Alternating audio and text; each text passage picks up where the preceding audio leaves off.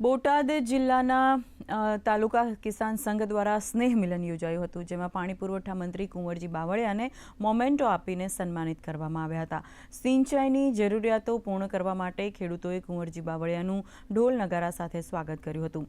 આ તકે ગઢડાના ધારાસભ્ય શંભુપ્રસાદ ટુંડિયાએ જણાવ્યું હતું કે જ્યારે પણ અમારા વિસ્તારમાં ખેડૂતોને સિંચાઈ માટે પાણીની જરૂર પડી હતી ત્યારે કુંવરજી બાવળિયાએ અમારી જરૂરિયાતો પૂર્ણ કરીને ખેડૂતોને મદદ કરી છે।